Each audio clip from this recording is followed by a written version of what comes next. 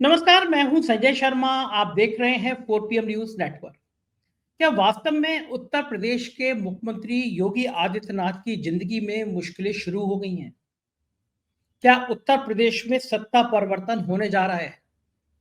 ये वो सवाल है जो लगातार लखनऊ से लेकर दिल्ली तक राजनीतिक गलियारों में और नौकरशाही में चर्चा का विषय बने हुए हैं। आज एक मिनिस्टर का फोन आया दोपहर के लगभग 1 बजे। मुझसे बोले, संजय भाई, क्या उत्तर प्रदेश में कुछ भूचाल आने वाला है? मैं हंसा। मैंने कहा, आप लोग राजनेता हैं, आपको ज्यादा पता होगा। उन्होंने मुझसे कहा कि मालूम करिए, क्या मनोज सिन्हा पहुंच गए हैं लखनऊ? मैंने हंसते हुए कहा, क्या शपथ लेने के लिए? फिर उत्तर प्रदेश के कुछ और पत्रकार मित्रों का फोन आया और कुछ IAS अफसरों के फोन आए। सबके दिमाग में, सबके जहन में ये बात थी, क्या उत्तर प्रदेश में नेतृत्व परिवर्तन हो रहा है? इस बीच में खबर यह आई कि अमित शाह अचानक इतना एक्टिव क्यों हो गए। क्या अमित शाह ने यूपी का ऑपरेशन यूपी की कमान अपने हाथ में ले ली? पिछले दिनों जिस तरह अमित शाह और योगी आदित्यनाथ के बीच मतभेद की खबरें आई, उससे ये चर्चा बहुत तेजी से हो रही थी कि अमित शाह अब फाइनल दांव चलना चाहते हैं। फिर एक फोटो वायरल हुई। उस फोटो में अमित शाह, जो सपा के दो बाकी विधायक हैं, राकेश सिंह, अभय सिंह, उनके साथ बैठे हैं। दोनों क्षत्रिय समाज से ताल्लुक रखते हैं और दोनों योगी आदित्यनाथ के करीबी भी बताए जाते हैं। फिर एक बार से अटकलें शुरू हुई कि क्या अब ऑपरेशन यूपी पूरा अमित शाह चलाएंगे? इन दो क्षत्रिय विधायकों का अमित शाह के साथ बैठे होने की तस्वीर वायरल होने का मतलब क्या? ये तस्वीर आप देख रहे हैं। और मजे की बात यह, हैरानी की बात यह है कि इसमें एक धन पशु भी, जिसको कहते हैं लखनऊ में, तो सांसद हैं, माननीय सांसद हैं। किसी जमाने में वो लखनऊ के सबसे बड़े भूमाफिया के रूप में भी चिन्हित किए जाते थे आम लोगों की भाषा के बीच में। और आरोप है कि लखनऊ में करोड़ों रुपए की सरकारी जमीन कब्जा है। संजय सेठ भी बैठे हुए हैं। और ये कि मजे की बात देखिए, जब संजय सेठ राज्यसभा के सांसद थे, तो वो अपने पार्टनर खालिद मसूद से अमित शाह को मिलवाना चाहते थे। ये मैं पुरानी बात बता रहा हूँ, पुराना किस्सा बता रहा हूँ। अमित शाह आए लखनऊ में और वो कैंट की अपनी एक कोठी पर ले गए। कैंट की ये जो कोठी है, ये विवादित बताई जा रही है और बताया जाता है कि संजय सेठ ने गलत तरीके से इसको कब्जाया हुआ है। सरकार को खाली कराने की सोचना चाहिए था, लेकिन संजय सेठ उस समय समाजवादी पार्टी से भाजपा में आए थे। अपने पार्टनर खालिद मसूद से अमित शाह को मिलवाना चाहते थे, ऐसी चर्चा थी। खालिद मसूद कई तरह के विवादों में थे। एक पाकिस्तान का ISI का एजेंट पकड़ा गया था। वो खालिद मसूद की जो कांच वाली कंपनी थी, ग्लास बनाने वाली कंपनी थी, उसमें काम करता था। बड़ा लंबा लेन देन के बाद वो मामला दबाया गया मामले में, वरना भाई साहब इस समय हवालात में। संजय सेठ किस तरह राज्यसभा के सदस्य बने, इसकी एक अलग कहानी बताऊंगा। लखनऊ में छोटे छोटे आशियाना लोगों के गिराए जाते हैं, लेकिन बटलर पैलेस के पास में संजय सेठ की पूरी एक 2 फ्लोर इलीगल बने हुए हैं। मैंने RTI में भी पूछा, LDA में विहित अधिकारी का मुकदमा पेंडिंग डाल दिया गया, क्योंकि 2 इलीगल फ्लोर कैसे आप तोड़ सकते हो? एक ऐसे ऐसे बिल्डर के जो अमित शाह के पास में बैठा हुआ है, शहीद पथ के पास ना जाने कितनी जमीन सरकारी कब्जा ली, लेकिन अमित शाह के पास बैठे हैं। खैर, मैं इन पे संजय सेठ पे एक अलग से स्टोरी बनाऊंगा, कुछ और लंबी लंबी कहानियां इनकी कॉलोनी की। लेकिन आज अमित शाह के पास ये राकेश सिंह और अभय सिंह और 2 विधायकों को लेकर बैठे हुए हैं। और मैंने जैसे पहले कहा कि दोनों विधायक योगी आदित्यनाथ के करीब हैं। तो इस बात की चर्चा चली कि क्या उत्तर प्रदेश में मंत्रिमंडल विस्तार होने जा रहा है? क्या राकेश सिंह, अभय सिंह अमित शाह से मिले, साथ में अपना फाइनेंसर संजय सेठ को ले गए? कहा जाता है कि संजय सेठ मोटे आसामी इस तरह के फाइनेंस की व्यवस्था बहुत भीतर करते हैं। और दूसरी फिर चर्चा ये चली कि क्या अब अमित शाह ऑपरेशन योगी शुरू करना चाहते हैं? योगी आदित्यनाथ के सितारे इन दोनों थोड़ा गर्दिश में हैं। कुंभ मेले में जितनी वो ब्रांडिंग चाहते थे, उतनी वो नाकामी उन्होंने हासिल कर ली, क्योंकि कुंभ में जिस तरह भगदड़ मची, मौतों का आंकड़ा छुपाया गया। योगी आदित्यनाथ बता नहीं रहे थे, लेकिन प्रधानमंत्री ने ट्वीट कर दिया और उसके बाद से फिर दिल्ली और यूपी के बीच तकरार तेज हो गई। भारतीय जनता पार्टी के राष्ट्रीय अध्यक्ष का जब नाम चला और योगी की चर्चा चली, तो उसके बाद मोदी भागे भागे संघ मुख्यालय गए। और मुझे जहां तक जानकारी मिली है, JP नड्डा के माध्यम से ये कहलवाया गया कि आप भले इस समय योगी आदित्यनाथ को बढ़ा रहे हैं, लेकिन थोड़ा पिछला अतीत देख लीजिए। योगी आदित्यनाथ ने कई बार भारतीय जनता पार्टी के खिलाफ जाकर प्रत्याशी लड़ाए हैं। वो कोई संघ के पूर्णकालिक कार्यकर्ता नहीं है, संघ की पृष्ठभूमि से नहीं आए हैं, बल्कि उस इलाके में संघ के संग उनका टकराव हुआ है। ऐसी स्थिति में अगर उनका नाम आगे बढ़ाया जाता है तो ये परेशानी भरी बात होगी। लेकिन बड़ी बात यह है कि योगी आदित्यनाथ हिंदुत्व का बड़ा चेहरा बन गए हैं। लोग उन्हें हिंदुत्व के नायक के रूप में देखते हैं, लोग उन्हें अगला प्रधानमंत्री देखते हैं। ऐसे में योगी आदित्यनाथ को इस तरह ओवरलुक करना भी आसान नहीं है। लेकिन जैसे मैंने कहा कि कभी कभी सितारे गर्दिश में होते हैं। सुप्रीम कोर्ट ने बहुत तल्ख टिप्पणी करी। जिस तरह बुलडोजर को लेकर योगी आदित्यनाथ अपनी ब्रांडिंग करना चाह रहे हैं, अपनी छवि बनाना चाह रहे हैं, सुप्रीम कोर्ट ने कहा यह कितनी खराब बात है, अमानवीय है। अतीक अहमद के सहयोगी के रूप में जिन लोगों के घर तोड़ दिए गए, सुप्रीम कोर्ट ने कहा कि इनको 10-10 लाख रुपए की क्षतिपूर्ति दी जाए। लेकिन सुप्रीम कोर्ट एक कदम अगर और आगे बढ़ता तो यूपी की नौकरशाही के थोड़े दिमाग ठीक होते।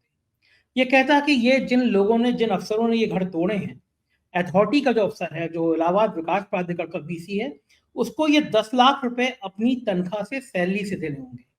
उसकी चरित्र पंजिका में प्रतिकूल प्रविष्टि कराई जाए। और जो इस तरह बुलडोजर की मनमानी कर रहे हैं, उन अफसरों को सस्पेंड करने का आदेश भी अगर सुप्रीम कोर्ट देता तो कम से कम उत्तर प्रदेश में कानून का राज होता। योगी आदित्यनाथ के लिए ये बड़ी चुनौती है कि सुप्रीम कोर्ट इस तरह की तल्ख टिप्पणी कर रहा है और अब तो बुलडोजर के खिलाफ 10-10 लाख रुपए के पैसे देने की डिमांड कर रहा है।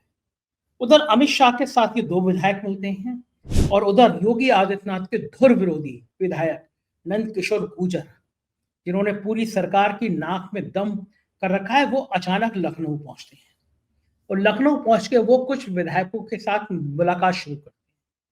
विधायकों में बहुत ज्यादा असंतोष है उत्तर प्रदेश के, इसमें कोई भी दो राय नहीं है। उत्तर प्रदेश के मैं दावा कर सकता हूं कि 90% से ज्यादा विधायक उत्तर प्रदेश की ब्यूरोक्रेसी से दुखी हैं। उनका मानना है कि इतनी लूट खसूट उन्होंने कभी नहीं देखी। और ये बात सही है कि उत्तर प्रदेश में ऐसा लगता नहीं है कि सरकार है, ऐसा लगता है कि नौकरशाहों की सरकार है। नौकरशाह जो चाह रहे हैं वो कर रहे हैं। विधायक, सांसद, मंत्री हताश हैं, परेशान हैं। नंद किशोर गुर्जर का उदाहरण इसके लिए सामने है। नंद किशोर गुर्जर लगातार गाजियाबाद में प्रदर्शन कर रहे थे, फटे कपड़ों में थे, कह रहे थे मैं आके चीफ सेक्रेटरी के दफ्तर के सामने आत्महत्या कर लूंगा, और वो लखनऊ पहुंच गए। पहले भी ऐसा हुआ था कि जब विधायक, कुछ लोग नाराज थे, विरोध कर रहे थे, विद्रोह कर रहे थे, तो ऐसे 150-200 विधायक विधानसभा में धरने पर बैठ गए थे। ये उत्तर प्रदेश की राजनीति की पहली घटना थी जब विधायक अपनी ही सरकार से नाराज थे और धरने पर बैठ गए थे। हड़कंप मच गया था, सरकार जाने की नौबत आ गई थी। जत्रा तो होश बोले और संघ के तमाम लोग भागे भागे आए। टुकड़ों टुकड़ों में विधायकों से बात करी, समझाया कि नहीं, ऐसी बात नहीं है। योगी आदित्यनाथ को भी दिल्ली बुलाकर कहा गया, जनता सरकार चुनती है लेकिन मुख्यमंत्री विधायक चुनते हैं। अपने जहन में ये बात बिठा लीजिए कि विधायकों को नाराज करके सरकार नहीं चलाई जा सकती। लेकिन विधायकों और मंत्रियों को तो छोड़ दीजिए, दोनों डिप्टी सीएम वो भी मुंह फुला के शादी में नाराज फूफा की तरह घूमते रहते हैं, चाहे वो केशव मौर्य हो चाहे ब्रजेश पाठक हो। केशव मौर्य ने तो खैर अपने आप को मुख्यमंत्री मान लिया है। उनके समर्थक कहने लगे हैं कि इधर योगी जी की विदाई हुई, उधर केशव मौर्य ने शपथ ली। इस तरह की चर्चा भारतीय जनता पार्टी के अंदर होने लगी है। तो ये चल क्या रहा है भाजपा में? क्या संघ का राष्ट्रीय अध्यक्ष जो इसी महीने चुना जाने वाला है, उसके बाद क्या वास्तव में उत्तर प्रदेश में नेतृत्व परिवर्तन होगा? दिल्ली भी ये जानता है कि अगर अप्रैल माह, मैं फिर कह रहा हूं, अगर अप्रैल माह में योगी आदित्यनाथ नहीं हटते हैं तो फिर दिल्ली दरबार लाख जोर लगा ले, 2027 का चुनाव उन्हें योगी आदित्यनाथ के चेहरे पर ही लड़ना पड़ेगा। उसके पीछे कारण यह है कि दिन पर दिन योगी आदित्यनाथ एक कदम आगे बढ़ के हिंदू मुसलमान की लड़ाई को और तेज कर रहे हैं। उत्तर प्रदेश में जिस तरह का हिंदुत्व का माहौल पैदा करना चाहते हैं, जिस तरह वो हिंदुत्व के नायक बनना चाहते हैं, उसके बाद योगी आदित्यनाथ को हटाना इतना आसान नहीं रह जाएगा। दिल्ली भी समझता है कि योगी आदित्यनाथ कौन सी चालें चल रहे हैं। नेता कोई आसान ऐसा नहीं है, नेता कोई सरल होता है। नेता सब जानता है कि उसकी घेराबंदी की, उसको परेशान करने की कौन सी चालें चली जा रही हैं। लिहाजा एक एक करके वो ये कोशिश करता है कि इन चालों को समझा जाए और उसका जवाब दिया जाए। अमित शाह जानते हैं कि 2-3 दिन पहले जिस तरह एक बड़े मीडिया समूह में खबर छपी कि सर्वे हुआ कि प्रधानमंत्री नरेंद्र मोदी के बाद या प्रधानमंत्री नरेंद्र मोदी के रिटायरमेंट अगर वो बीच में लेते हैं सितंबर में वो 75 ईयर के हो जाएंगे तो कौन प्रधानमंत्री। पहला नाम नितिन गडकरी का आया, इसमें कोई शक नहीं है। चाहे सत्ता हो, चाहे विपक्ष हो, चाहे संघ हो, चाहे मीडिया हो, नितिन गडकरी सबसे लोकप्रिय नेता हैं।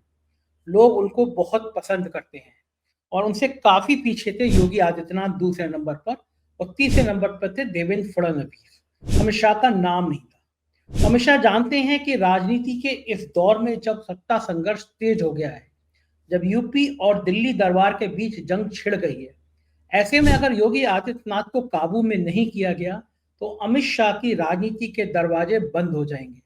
और अमित शाह ये भी जानते हैं कि सारी राजनीति मोदी जी के कुर्सी पर बैठे रहने के बीच में ही उनको चलनी है। मोदी 75 साल के हो जाएंगे, नियम उन्होंने खुद को बनाया, बचाए रखने के लिए बनाया था कि अपने जो राजनीति का एक सिद्धांत है कि जिस सीढ़ी पे चढ़ो उसको गिरा दिया जाता है। मैं बहुत बढ़िया किस्सा सुनाता हूँ आपको। एक नेता ने अपने 2 मंजिले पे खड़े हुए बेटे से कहा, बेटा कूद जा। बेटे ने कहा कि आप कैसी बातें कर रहे हैं, मैं कूदूंगा तो चोट लग जाएगी, हाथ पैर टूट जाएंगे। उन्होंने कहा, बेटा मैं तुम्हारा बाप हूँ, कूदो मैं तुम्हें पकड़ लूंगा। बेटा बोला, नहीं नहीं नहीं। बोले, तुम्हें अपने बाप पे भरोसा नहीं है तो मेरी बात पे इतनी परेशानी दे सकते। नेता ने बढ़िया बढ़िया लोहानी वाली बात करी। बेटे को लगा बाप है, बेटा कूद गया, बाप ने हाथ पीछे खींच लिए, बेटा गिरा, दोनों पैर टूट गए। बेटे ने कहा, पापा आपने मुझे धोखा दे दिया, मेरे पैर टूट गए, आपने मुझसे कहा था मैं तुम्हारा बाप हूं। बोले, बेटे मैं तुम्हें ये शिक्षा देना चाहता था, नेता अगर बाप हो तो उसकी बात पर भी भरोसा मत करो, बाप की बात पे भी भरोसा मत करो अगर वो नेता हो। तो राजनीति में ये सिद्धांत मैंने बहुत सारे नेताओं को देखा है, इनका बात का भरोसा नहीं होता। कब कौन कहाँ पलटी किस तरह मार जाए ये हम अच्छी तरह जानते हैं। तो अमित शाह जानते हैं कि जो कुछ है वो मोदी जी के कुर्सी पर रहते हुए, मोदी के प्रधानमंत्री रहते हुए अपने विपक्ष में जो जो लोग हैं उनको ठिकाना लगाना अमित शाह की राजनीति की मजबूरी है। क्योंकि अगर मोदी रिटायर हो गए तो अमित शाह को अपना राजनीतिक भविष्य बचाए रखने के लिए परेशानी पैदा हो जाएगी। ये बात भारतीय जनता पार्टी में सब लोग जानते हैं। तो क्या इसी वजह से ऑपरेशन अमित शाह शुरू होने जा रहा है? इसी वजह से यूपी में अब योगी आदित्यनाथ के करीबी अफसरों के भ्रष्टाचार की कुंडलियां भी खुलने लगी हैं। उत्तर प्रदेश में लगातार मुख्यमंत्री के प्रमुख सचिव रहे हैं एसपी गोयल साहब ने बड़े बड़े भ्रष्ट अफसरों को जिलों की कमान सौंप रखी है, जैसे एक अजय द्विवेदी थे। मैं अपने अनुभव से कह सकता हूं कि मैंने अपनी पूरी 35 साल की पत्रकारिता में किसी भी नौजवान आईएएस अफसर को इतना भ्रष्ट नहीं देखा जितना अजय द्विवेदी थे। लखनऊ नगर निगम में उनके भ्रष्टाचार के किस्से बच्चे बच्चे की जवान पर हैं। उन अजय द्विवेदी को जब भ्रष्टाचार की बहुत सारी कहानियां ही हटाया गया, लेकिन उनको फिर से एक जिले में तैनात कर दिया गया और वहां पे एक ठेकेदार का वीडियो वायरल हुआ था जिसने इन डीएम साहब पर वहां पे भी कमीशन खोरी का आरोप लगाया था। मैंने एक नाम बताया, ऐसे तमाम बड़े नाम हैं। एक अफसर अभिषेक प्रकाश को निलंबित किया गया, उन पर यह था कि उन्होंने रिश्वत मांगी है, जमीनें ली हैं। लेकिन एलडीए के एक बीसी हैं इंद्रमणि त्रिपाठी, उनकी कोठी है सृजन बिहार कॉलोनी में। मैंने आरटीआई में पूछा कि सृजन बिहार कॉलोनी पूरी कॉलोनी का क्या नक्शा पास है? लखनऊ विकास प्राधिकरण जवाब नहीं दे पाया। राज्य सूचना आयोग ने 25,000 रुपए का जुर्माना लगा दिया कि लखनऊ विकास प्राधिकरण बताओ कि सृजन विहार कॉलोनी लीगल है या इनलीगल है। आज तक जानकारी नहीं दी जा रही। लोगों के छोटे से छोटे गरीबों के आशियाने बुलडोजर से तोड़े जा रहे हैं। लेकिन संजय सेठ की अवैध बिल्डिंग का 2 फ्लोर गलत बनाना हो, या इंद्रमणि त्रिपाठी जो डीएम इटावा हैं उनकी सास का मकान जो सृजन बिहार कॉलोनी में, उस पूरी कॉलोनी के कागज ना बताए जाने हो। और मजे की बात यह है कि इनकम टैक्स ने इस पूरी कोठी को सील किया और कहा कि इंद्रमणि त्रिपाठी की इसमें काली कमाई लगी हुई है, उनके परिजनों की काली कमाई लगी हुई है। हाई कोर्ट से उनको रिलीफ, मेरे वकील ने बताया कि सिर्फ इस ग्राउंड पे मिली, राहत मिली कि जो एलडी जो इनकम टैक्स ने नोटिस दिया वो टेक्निकल तौर पे गलत है, पूरी प्रॉपर्टी का गलत है ये नहीं, और मामले की फाइल ठंडे बस्ते में डाल दी गई। अब सोचिए, इतने इतने भ्रष्ट अफसर, चाहे वो इंद्रमणि त्रिपाठी हो, अजय द्विवेदी हो, तैनात कौन करा रहा था? नाम आता है एसपी गोयल का। और इन्हीं एसपी गोयल की पूरी जन्मपत्री रिटायर्ड आईपीएस हैं अमिताभ ठाकुर, उन्होंने एक प्रेस कॉन्फ्रेंस में खोल दी। प्रेस कॉन्फ्रेंस करके दर्जन भर संपत्ति बताई कि ये इलीगल है और वो मुख्यमंत्री के प्रमुख सचिव हैं। इस तरह की शिकायतें अब प्रधानमंत्री कार्यालय को की जा रही हैं। एक एक अफसर के भ्रष्टाचार की कहानियां बताई जा रही हैं।